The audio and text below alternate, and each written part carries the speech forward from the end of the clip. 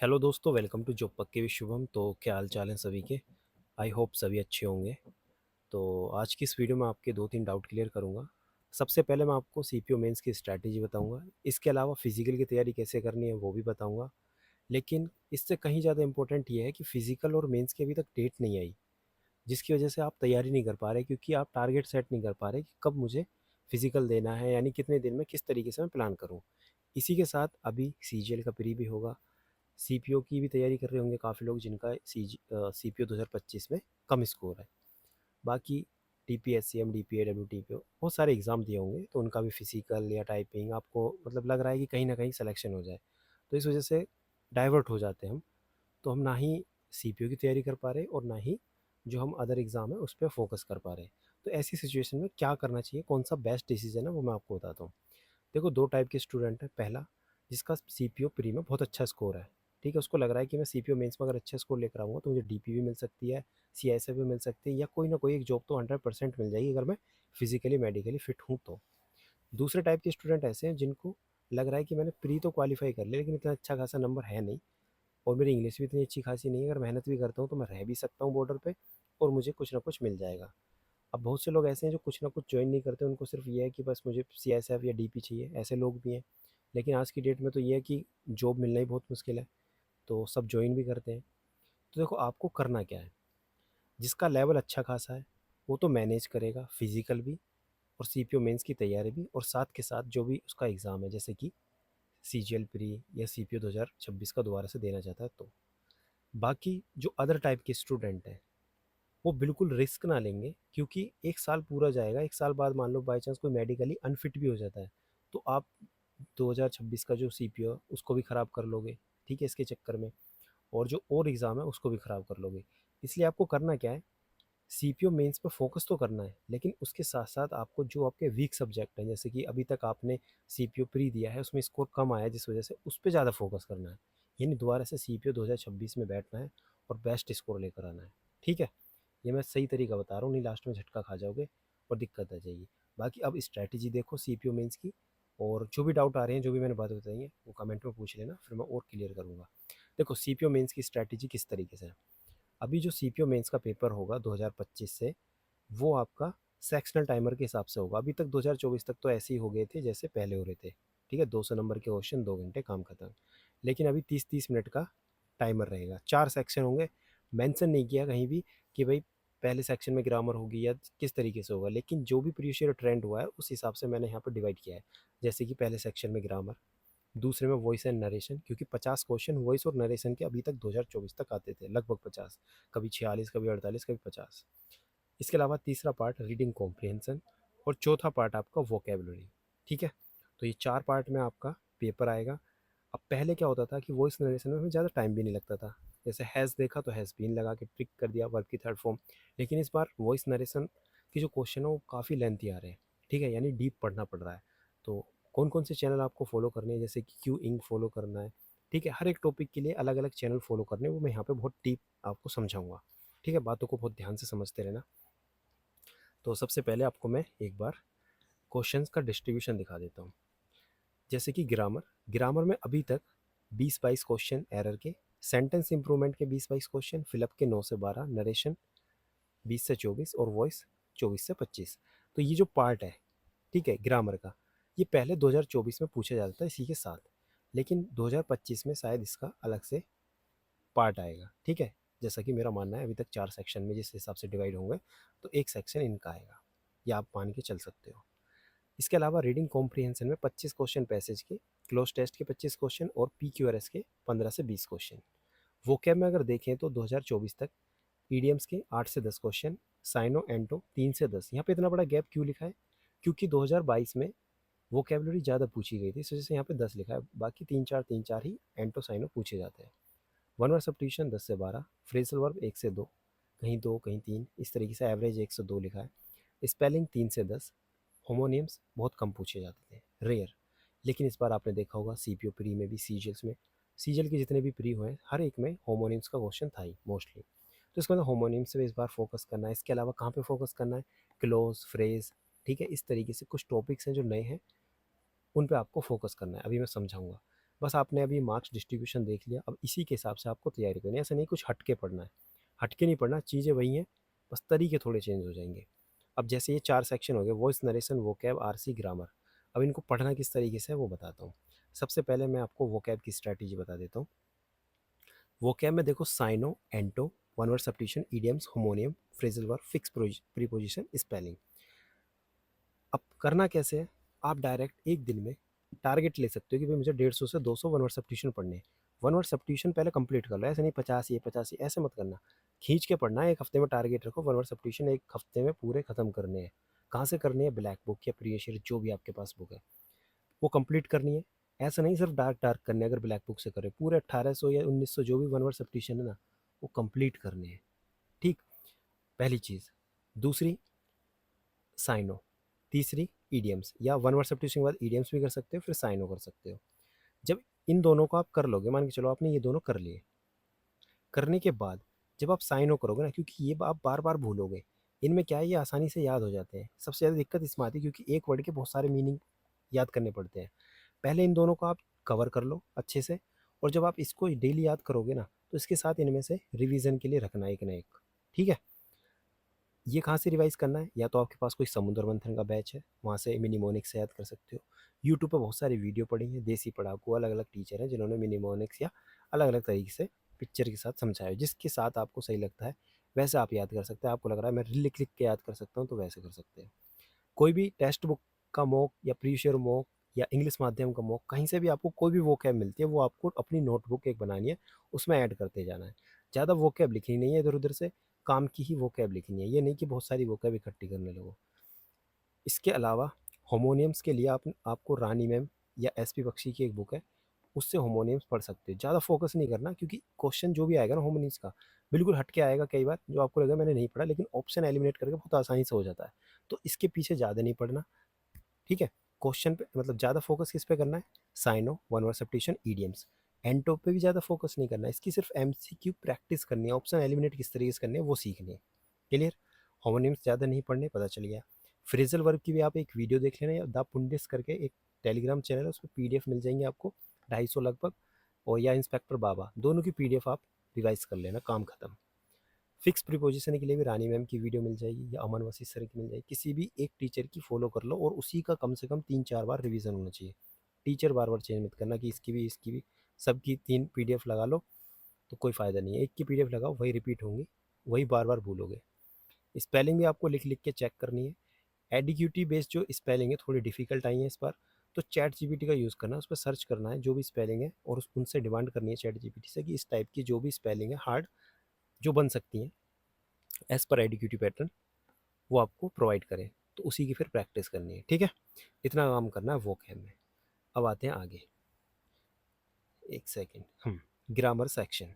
Grammar section में क्या करना है, सबसे पहले अमन वसी सर के 100 रूल।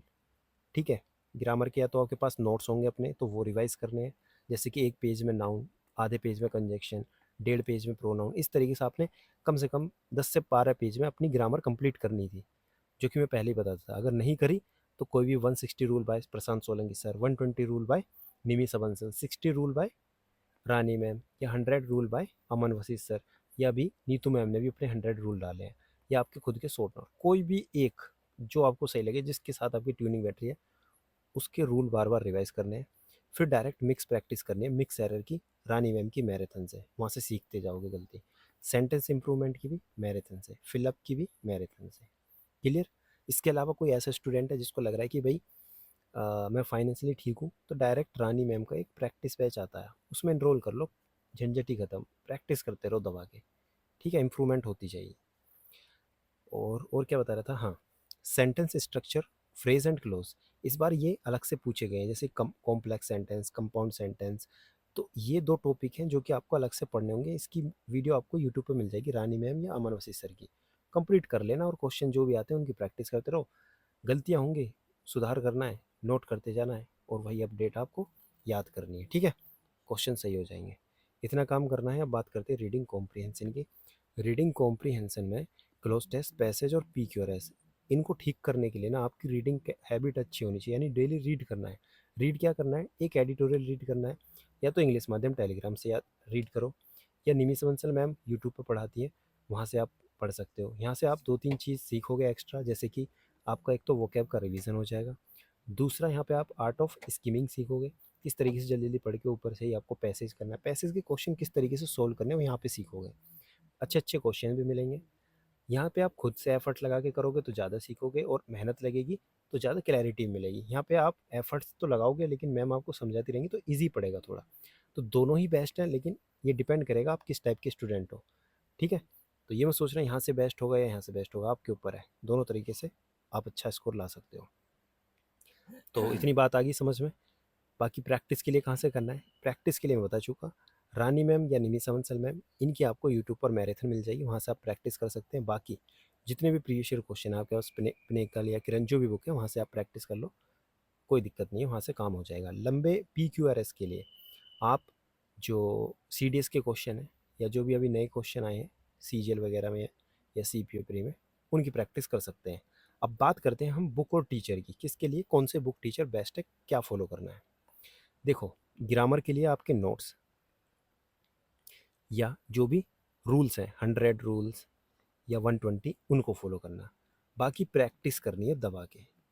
ठीक है, कहाँ से करनी है प्रैक्टिस, प्रैक्टिस करनी है प्रीवियस ईयर क्वेश्चंस, कोई भी मैराथन यूज़ कर लेना या कोई भी बुक फॉलो कर लेना, पिनेकल वगैरह, बस उसी को बार बार करने, क्वेश्चन मार्क करने, जो गलती है अपने नोट्स में अपडेट करते जाना। कोई भी नया रूल मिलता है अपने नोट्स में अपडेट करो, उसी का रिवाइज करो, रिवीजन करो। ठीक है, वो कैब के लिए मैं बता चुका। One word substitution, idiom phrase black book से कर लेना, साइन और ब्लैक बुक से कर सकते हो। अगर याद नहीं होते तो समुद्र मंथन है, या बहुत सारे यूट्यूब पे वीडियो हैं, जैसे देसी पढ़ाकू, या जिस तरीके से आपको लगे वैसे आप कर सकते हो। बाकी फ्रेजल वर्ब और स्पेलिंग के लिए आपको PDF मिल जाएंगी, वो यूज़ कर लेना। इसके अलावा जैसे मान लो किसी के पास पुरानी ब्लैक बुक है 2024 वाली, या 2000 मतलब इस तरीके से है कि उसमें नए क्वेश्चन नहीं है जो भी हुए हैं, तो आप क्या करना, द पुंडिस टेलीग्राम चैनल से जो भी नई नई वो कैब आई है, CHSL 2025 या CPO 2025, उसकी PDF मिल जाएगी कंपाइलेशन, उसको डाउनलोड करना और वहाँ से नई वो कैब अपनी कंप्लीट कर लेना। ये जरूर करना है सभी को, कोई भी स्किप मत करना इसको। रीडिंग कॉम्प्रिहेंशन में क्या करना है, डेली एक पैसेज या 2 पैसेज आपको प्रैक्टिस करने हैं। ठीक है, क्वेश्चन के साथ, और एक क्लोज टेस्ट प्रैक्टिस करना है, 10 PQRS प्रैक्टिस करनी है। ठीक है, और एडिटोरियल आपको इंग्लिश माध्यम या निमिषा बंसल मैम से पढ़ना है। इतना काम करना है। अब इसमें भी आपको डिस्ट्रीब्यूट कैसे करना है टाइम टेबल, तो देखो अभी मैं बताता हूँ। डेली रूटीन, जैसे कि यहाँ पे पहले डेली रूटीन की बात करें या पहले मॉक स्ट्रेटेजी, पहले डेली रूटीन की बात करते हैं, मॉक बाद में बताऊँगा। देखो डेली रूटीन में क्या करना है, आपको वोकैब सबसे पहले सुबह पढ़नी है, रिवाइज करनी है अच्छे से। अब रिवीजन में क्या क्या रिवाइज करना है, वो चीज़ रिवाइज करनी है जो आपके मॉक में गलत हो रही है। अब मॉक में क्या गलत हो रहा है, मान लो वन वर्ड सब्स्टिट्यूशन तो आपके ठीक हो रहे हैं, आपको लग रहा है मेरे तो साइनो ही गलत हो रहे हैं बार बार, तो डेली साइनो ही रिवाइज करने हैं, और वन वर्ड सब्स्टिट्यूशन के जो मार्क हैं उनको रिवाइज करना है, मार्क करते जाना है, फिल्टर करके पढ़ना है। स्लॉट 2 में क्या करना है, एक एडिटोरियल पढ़ देना है, एडिटोरियल यानी कि निमिषा बंसल मैम या खुद से। फिर ग्रामर के रूल्स रिवाइज करने हैं डेली, 10-10 रूल, और उसकी प्रैक्टिस करनी है कि 50 क्वेश्चन लगाने हैं डेली, फिलअप के लगाने हैं आज, या एरर लगाने हैं, सेंटेंस इंप्रूवमेंट लगाने हैं, या वॉइस नरेशन लगाने हैं। एक क्यू इंक करके चैनल है, उसको भी फॉलो कर लेना। इसमें आपको बेस्ट क्वेश्चंस का कलेक्शन मिल जाएगा, जो भी अच्छे अच्छे लेवल के क्वेश्चन है। ठीक है, शाम को आप फिजिकल वर्कआउट कर सकते हैं, सुबह को करोगे तो दिन भर का टाइम खराब हो जाएगा, नींद आएगी। अगर पहले से कोई सुबह करता है तो बात अलग है, मैनेज हो जाएगा, नहीं तो अदरवाइज़ नींद आएगी तो टाइम यहाँ पे वेस्ट हो सकता है। इसलिए शाम को आपको क्या करना है, वर्कआउट करना है, फिजिकल की तैयारी करनी है। और रात के टाइम आपको सेक्शन मॉक लगाने हैं या फुल मॉक लगाना है। जिस दिन फुल मॉक लगाओगे उस दिन सेक्शन मॉक नहीं लगाने। और सेक्शन मॉक कौन कौन से लगाने हैं अभी बताता हूँ, और इनका एनालिसिस करके ही आगे का प्लान बनाना है, यानी रूटीन। मान लो आपने मॉक दिया, मॉक में जो भी गलती हुई है ना, उस हिसाब से आगे का दिन अपना सेट करना है कि ग्रामर तो मेरा ठीक जा रहा है, तो ज़्यादा फोकस कहाँ पे करना है, पैसेज पे करना है, कहाँ पे करना है, उस हिसाब से देख लेना। और मॉक क्या देने हैं, कौन से देने हैं, एक बार बता देता हूँ। देखो मॉक में क्या करना है, CGL के अगर देते हो तो डेली 4 देने हैं, यानी 25 चौक का 100, यानी 100 क्वेश्चन डेली करने हैं। CPO के 2, स्टेनो के देना तो 1। अब कौन कौन से देने हैं, 2025 से पीछे की तरफ चलते रहो। CHSL 2025, CPO 2025, CGL 2025, फिर 24 पे आ जाओ। ठीक है, इंग्लिश बहुत स्ट्रॉन्ग हो जाएगी इससे, और मज़ा आ जाएगा बिल्कुल। प्रीशियरी करनी है और गलतियाँ पहचाननी है, नोटबुक में नोट करना है। अलग से एक नोटबुक बनानी है जो भी आपकी मॉक में गलती होती है उसकी। फुल मॉक कौन से देने हैं, प्रीशियर मॉक देने, अभी बता चुका। टेक्स्ट बुक के मॉक देने हैं और इंग्लिश माध्यम के मॉक देने हैं। 2025 से पीछे की तरफ चलना है, 2023 तक दे लेना बहुत है, इससे ज़्यादा तो कर भी नहीं पाओगे, इतना टाइम हो जाएगा। कर रखे हैं पहले तो बात अलग है। एनालिसिस बहुत ज़्यादा ज़रूरी है, इसके बिना कुछ नहीं हो पाएगा, कितने भी मॉक दे लेना। मिस्टेक कॉपी आपको मेंटेन करनी है रिवीजन के लिए। मॉक देने से पहले हमेशा डेली इसको रिवाइज ज़रूर करना, ठीक है। और लास्ट में 1 हफ्ते का टाइम, यानी कि 6 दिन आपको पढ़ाई करनी है। शायद मैंने यहाँ पे लिखा होगा, लिखा नहीं है। 6 दिन आपको पढ़ाई करनी है, 7वें दिन एकदम फ्री माइंड से जो भी 6 दिन में पढ़ा है या जो भी आपने अपडेट करी है अपने नोट्स या मॉक मॉक कॉपी, उसको रिवाइज करना है। क्लियर? तो इतनी बात आ गई समझ में। ये तो हो गई इंग्लिश की स्ट्रैटेजी। फिजिकल के लिए करना क्या है, एक मैंने अलग से फिजिकल की वीडियो बनाई है, तो उसको देखो जाके, या डेली शाम को ना अपना रूटीन बना लो कि मैं हफ्ते में 1 दिन तो 1600 मीटर रनिंग करूँगा और शूट वगैरह मारूंगा, बाकी 2 दिन लॉन्ग रनिंग करूँगा और स्लो फास्ट भी भागूंगा 1 दिन। इस तरीके से आपको अपना रूटीन फिक्स करना है, ठीक है। और वर्कआउट में आपको क्या करना है कि जो भी कार्डियो एक्सरसाइज है उस पर फोकस करना है, ना कि जिम पे, ठीक है। वेट गेन नहीं करना, वेट जितना लाइट रहेगा, जितनी स्ट्रेंथ रहेगी, उतना फ़ायदा मिलेगा। और इसके अलावा डाइट मेंटेन रखनी है। बाकी अब कुछ ऐसे स्टूडेंट भी हैं जिनकी इंग्लिश ठीक ठाक है, वो सीजीएल पे भी फोकस करना चाहते हैं। तो अब आपको क्या करना है, इनमें टाइम मैनेज करना है। टाइम मैनेज कैसे करना है, जैसे मैंने यहाँ पे पूरा दिन बता दिया कि वर्कआउट करके पूरा रिलैक्स होकर आप ये पढ़ सकते हो, ग्रामर वो क्या भी ये। अब आपको सीजीएल की तैयारी भी करनी है, तो आप ऐसा करो कि मैथ, रीजनिंग, जीके और इंग्लिश पे थोड़ा अच्छे से फोकस करो, ठीक है। इंग्लिश पे थोड़ा अच्छे से फोकस करो और इन तीनों पे भी करो, और शाम को फिर वर्कआउट करो। मतलब पूरा का पूरा फोकस आप सीपीओ मेंस पे मत लगाओ, आप अपना सीजीएल प्री और इंग्लिश इंग्लिश पे, इंग्लिश के यानी सिर्फ प्री प्री के मॉक, मेंस के मत दो, ठीक है। इसमें सीजीएल के प्री कंप्लीट कर लो, सीपीओ के प्री के कंप्लीट कर लो, और फिर वर्कआउट भी करते रहो। इससे आपकी सीजीएल वगैरह की तैयारी होती रहेगी, बाकी सीपीओ प्री की भी तैयारी होती रहेगी 2026 की। जैसी आपकी डेट आती है फिजिकल की, उस टाइम पे आपको क्या करना है, फिजिकल पे मेहनत करनी है, ठीक है। इतने आपका सीजीएल का एग्ज़ाम भी हो जाएगा और फिर आप मेंस की तैयारी भी कर सकते हो। तो ये सबका लेवल अपना अलग अलग है, मैं इसमें अलग से नहीं बता पाऊँगा कि किसका कितना स्कोर है। तो अपने हिसाब से डिसीजन ले लेना और तैयारी अपना बढ़िया रखना। और फिजिकल में कोई भी ये ना सोचे कि मैं मतलब कि वेट के हिसाब से मतलब आउट हो जाऊँगा, तो वेट के हिसाब से कोई आउट नहीं होगा। सिर्फ अपनी 1600 मीटर कंप्लीट करो और हाई जंप और लॉन्ग जंप इनको क्लियर करो। वेट से कोई मैटर नहीं यहाँ पे, वो मेडिकल का पार्ट है, ठीक है। अब बात करते हैं हम। देखो, इसके अलावा कोई ऐसा स्टूडेंट है जो DSSB ASO की तैयारी कर रहा है और वो इस मेंटरशिप बैच में इनरोल करना चाहता है, तो वो इनरोल कर सकता है। 120 डेज़ की टारगेट सीरीज़ है, ठीक है। कोई भी ऐसा स्टूडेंट जिसने फॉर्म फिल किया है। बाकी असिस्टेंट कमांडेंट याद आ रहा है, सॉरी, असिस्टेंट सुपरिटेंडेंट, ठीक है, इसका भी एग्ज़ाम है, काफ़ी लोगों ने फॉर्म फिल किया होगा। तो ये मैंने एक वीडियो बनाई है 130 टू 170 किस तरीके से स्कोर बूस्ट करना है। इस वीडियो को देख लेना, इसमें बहुत ज़्यादा हेल्प होगी आपकी। और इसके अलावा कोई ऐसा स्टूडेंट है जो सीजीएल की तैयारी कर रहा है, तो हमारे मेन टेलीग्राम चैनल जो पक्की विश्वम पर ये फ्री डेली टारगेट सीरीज़ चल रही है, जो कि 75 दिन का रिवीजन और प्रैक्टिस सीरीज़ है, ठीक है। अगर आपने पहले से सिलेबस कंप्लीट कर रखा है तो यहाँ पे आपका बहुत अच्छे से रिवीजन हो जाएगा। आपको एक तो कोई भी टॉपिक नहीं छूटेगा और आपको बिल्कुल डे वाइज डे सोचना नहीं है कि आज क्या पढ़ना है, कल क्या पढ़ना है। दिमाग लगाना ही नहीं है, जो भी टारगेट आपको मिलेगा बस कंप्लीट करते रहना है और परफॉर्मेंस आपकी बूस्ट होती रहेगी, ठीक है। सिंपल सा काम है, टारगेट मिलेगा रात को, अगले दिन आप लोग प्लान करना है और पढ़ना है, कंप्लीट करना है और सो जाना है, सिंपल, ठीक है। तो कोई भी इंटरेस्टेड स्टूडेंट है इसको ज्वाइन कर सकता है। बाकी वीडियो अच्छी लगी तो शेयर करना, और कोई भी डाउट है जो मैं अभी क्लियर नहीं कर पाया वो कमेंट सेक्शन में पूछना और मैं आपका क्लियर करूँगा, और हो सके तो नेक्स्ट वीडियो बनाऊँगा। इस बार मैं कोई टारगेट सीरीज सीपीओ की नहीं लेकर आ रहा मेंस के लिए, जैसे कि मैं पिछली बार लेकर आया था, और इसके बारे में सोचूंगा, क्योंकि अभी कोई डेट भी नहीं आई और मुझे नहीं लगता कि इस मोटिवेशन के मतलब बिना मोटिवेशन के आप इतना अच्छे से कर पाओगे। एफर्ट्स नहीं लगा पाऊँगा मैं भी, और कोशिश यही रहेगी कि मैं ज़्यादा से ज़्यादा आपको ऐसे ही गाइड कर पाऊँ। बाकी जब ज़रूरत पड़ेगी तो मैं बिल्कुल स्टार्ट करूँगा, लेकिन अभी मैंने जो प्लान बताया ना उस हिसाब से आप पढ़ो, क्योंकि मुझे पता है बहुत लोगों का DPSM की टाइपिंग भी है, तो टाइपिंग की तरफ भी भागेंगे। अलग अलग तरीके से वो अपने आप को मतलब मैनेज करेंगे। तो अपने हिसाब से मैनेज करो, मैं नहीं चाहता मेरे हिसाब से आप मैनेज हो। तो अपनी परफॉर्मेंस बस बेस्ट देना, बस ये मत करना कि इधर उधर हाथ मारने के चक्कर में जो आपके हाथ में वो ना निकल जाए, ठीक है। चलो, thank you so much for watching this video, मिलते हैं नेक्स्ट वीडियो में।